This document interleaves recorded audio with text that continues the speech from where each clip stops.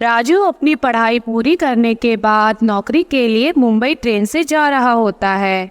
रास्ते में train station पर रुकती है तो वह सोचता है कि चाय पी लेता हूँ। चाय पीने के लिए वह रेलवे स्टेशन पर उतरता है तो देखता है कि एक सुंदर सी लड़की कुछ सामान खरीद रही होती है और उसका पर्स नीचे गिरा होता है। राजू जैसे ही उसका पर्स उठाकर देता है तो वह लड़की वहाँ ट्रेन में बैठकर जा चुकी होती है। वह उसे आवाज लगाता रह जाता है। राजू अब उस पर्स को लेकर अपने कमरे में पहुँच जाता है और सोचता है कि इस पर्स को चेक करता हूँ, शायद इसमें कोई नंबर मिल जाए। तो वह उस पर्स को चेक करता है तो उसमें से कुछ पैसे, डॉक्यूमेंट और एक फोन नंबर भी मिल जाता है। राजू अब उस फोन नंबर पर कॉल करता है तो वहां से एक लड़की की आवाज सुनाई देती है। तो वह बोलता है, आप कौन बोल रहे हो? मुझे ये पर्स स्टेशन पर मिला है जिसके अंदर से यह नंबर मिला है। तभी लड़की बोलती है, अरे हाँ, मेरा पर्स है, मैं इंटरव्यू के लिए जा रही थी, रास्ते में ही कहीं गिर गया था। तभी राजू बोलता है, कोई नहीं, आप टेंशन मत लो, आपका पर्स मेरे पास है। लड़की राजू को थैंक यू बोलती है। राजू बोलता है, मैं आपका पर्स आपके एड्रेस पर भेज दूंगा, आप मुझे अपना एड्रेस बता दीजिए। लड़की उसको अपना एड्रेस बता देती है और कुछ दिनों बाद लड़की को कोरियर वाला उसका पर्स दे जाता है। जब लड़की पर्स खोलती है तो उसको अपना सारा सामान वापस मिल जाता है और वह बहुत खुश हो जाती है। उसके बाद वह राजू को फोन करके थैंक यू बोलती है, आपने मेरा सामान लौटाकर बहुत बड़ा एहसान किया। आपको पता नहीं कि इसमें कितने कीमती कागज हैं। वैसे आप करते क्या हैं? तो राजू बताता है कि वह जॉब की तलाश में मुंबई आया है, अपने दोस्तों के यहाँ रुका हुआ है। तभी लड़की बोलती है, अरे मेरे अंकल भी मुंबई में रहते हैं, क्यों ना तुम एक बार उनसे जाकर मिल लो। अब राजू सोचता है कि चलो, क्या पता मुझे इस अनजान शहर में किसी की मदद मिल जाएगी, और राजू हाँ बोल देता है। अब वह लड़की उसको अपने अंकल का फोन नंबर और एड्रेस दे देती है। अगले ही दिन राजू तैयार होकर उस एड्रेस पर पहुंच जाता है और उसको पता चलता है कि यहाँ कॉल सेंटर का वर्क है। जब वह उसके अंकल से मिलता है तो वह बोलते हैं कि तुम्हें यह जॉब तभी मिलेगी जब पहले ये फॉर्म भरकर और 5,000 रुपए जमा करने पड़ेंगे, इसके बाद ही तुम्हारा सिलेक्शन होगा। अब राजू समझ नहीं पाता कि जॉब के लिए पैसे कौन मांगता है। वह बोलता है, ठीक है, मैं थोड़ी देर में बताता हूँ। ऐसा बोलकर वह बाहर जाकर बगल में एक चाय की दुकान पर बैठ जाता है और चाय पीने लग जाता है। जब वह चाय पी रहा होता है तो दुकानदार राजू से पूछता है, बेटा तुम कहाँ से आए हो? तो वह बताता है कि मैं बहुत दूर से आया हूँ। फिर दुकानदार पूछता है, तुम क्यों आए हो यहाँ? तो राजू बोलता है, मुझे किसी ने भेजा था यह बोलकर कि जॉब मिल जाएगी।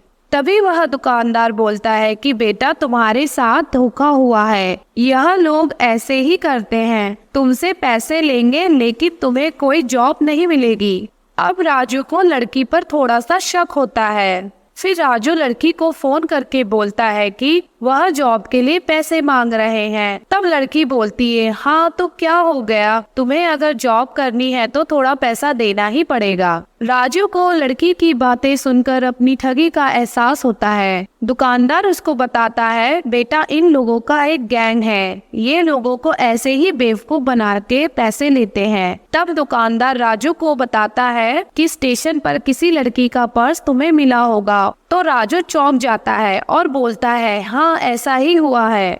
फिर दुकानदार बोलता है, बेटा यह लोग ऐसे ही काम करते हैं, वह लड़की और कोई नहीं, इन्हीं की गैंग की सदस्य है, जो तुम जैसे बाहर शहर से आए भोले भाले लड़कों को फंसाकर बेवकूफ बनाते हैं। जब राजू को यह सब पता चलता है तो वह दुकानदार को धन्यवाद बोलता है। उस दुकानदार ने आज इन लोगों के जाल में फंसने से उसे बचा लिया। अब राजू फिर से उस लड़की को दोबारा कॉल करता है तो लड़की का फोन स्विच ऑफ आता है और राजू को समझ में आ जाता है कि यह लड़की भी इन्हीं के साथ मिली हुई है। अब इन सब बातों को सुनकर रवि बहुत मायूस हो जाता है और सोचने लगता है कि यहाँ तो कुछ काम नहीं मिलेगा। ऐसा सोचकर वह गांव वापस जाने का फैसला करता है। लेकिन जैसे ही वह रेलवे प्लेटफॉर्म पर ट्रेन का इंतजार कर रहा होता है तो उसको वही लड़की फिर से स्टेशन पर दिखाई पड़ती है और वह दौड़कर उस लड़की के पास जाता है। उसको रोककर पूछता है, तुम ही हो ना जिसने मुझे भेजकर बेवकूफ़ बनाया? लड़की बोलती है, हाँ मैं ही थी। मैंने तुम्हारी मदद करने की कोशिश करी थी, लेकिन तुम मुझे ऐसा क्यों बोल रहे हो? तब रवि बोलता है, मुझे वहाँ उस दुकानदार ने सब बता दिया है कि तुम सब लोग मिले हुए हो और तुम लोगों को ऐसे ही करके बेवकूफ़ बनाते हो। भला जॉब के लिए भी कोई पैसे मांगता है? तब वह लड़की बोलती है, तुमको पूरी बात की सच्चाई नहीं पता है। तुम्हें वहाँ जॉब में रखा जा रहा था। वह बहुत अच्छी नौकरी है। मैं गरीब घर से हूँ और मुझे पैसों की ज़रूरत है। जब मैं वहाँ पर गई थी तो मुझे बताया था कि अगर मैं किसी को जॉब में लगाती हूँ तो वह लोग मुझे कमीशन के तौर पर कुछ पैसे देंगे जो जॉब लगने वालों से लिया जाएगा। अगर तुमको वह नौकरी नहीं करनी है तो कोई नहीं, दूसरी नौकरी ढूंढ लो। बस मुझे अपनी माँ के इलाज के लिए पैसे चाहिए थे, तो मैंने सोचा तुम्हारी जॉब लग जाएगी और मुझे भी पैसे मिल जाएंगे, इसीलिए मैंने तुम्हें वहाँ भेजा था।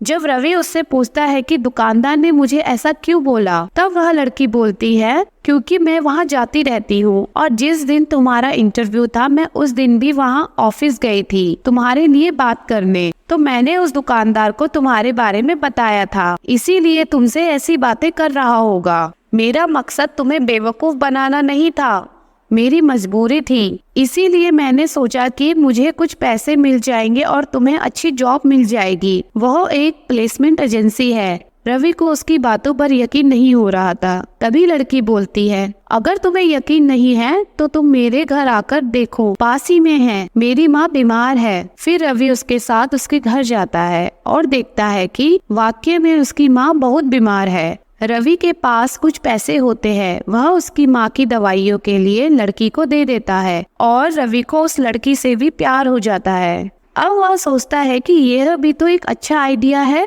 जॉब दिलवाने का, और उसके बदले आपको कुछ कमीशन मिलेगा, किसी का भला भी हो जाएगा और हमें भी एक रोजगार मिल जाएगा। यह सोचकर रवि लड़की के साथ मिलकर अपना एक प्लेसमेंट एजेंसी खोल लेता है और दोनों दिन रात मेहनत करते हैं और उनका यह काम चल पड़ता है। अब कुछ समय के बाद दोनों शादी कर लेते हैं और एक सुखी जीवन व्यतीत करते हैं।